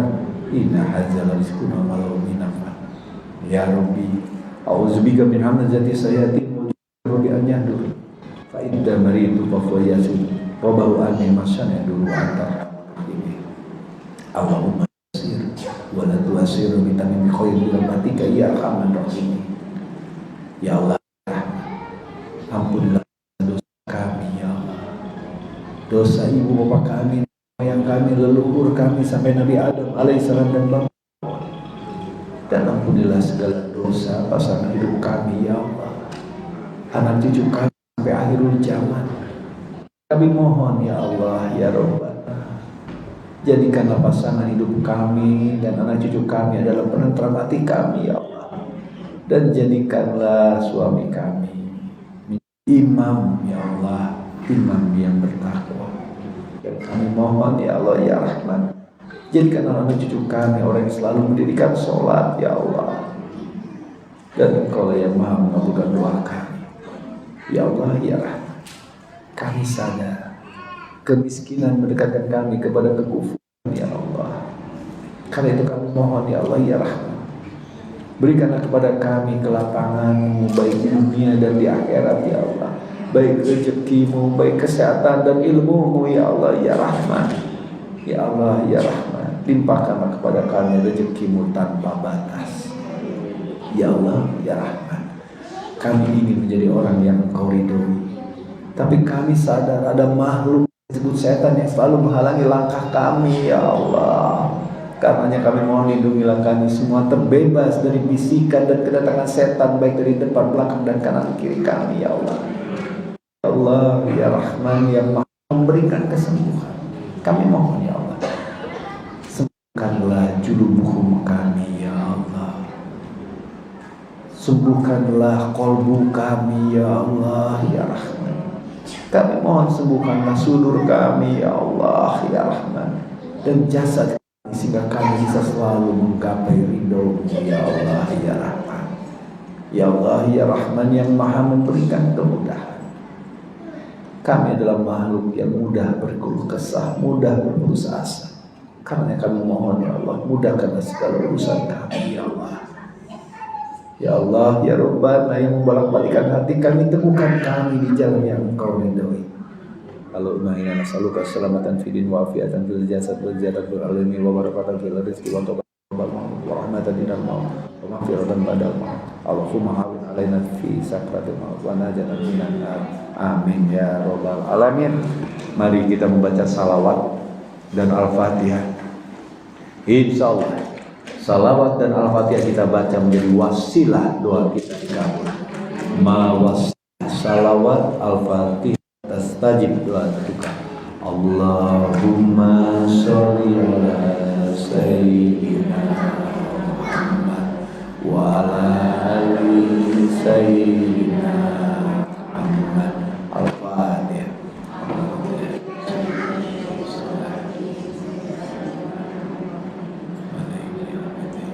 Ya ihdina syiratal ladzina.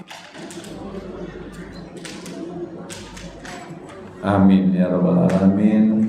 Subhanakallahumma wa bihamdik, asyhadu an la ilaha illa anta, astaghfiruka wa atubu ilaik. Assalamualaikum warahmatullahi wabarakatuh. Apaan?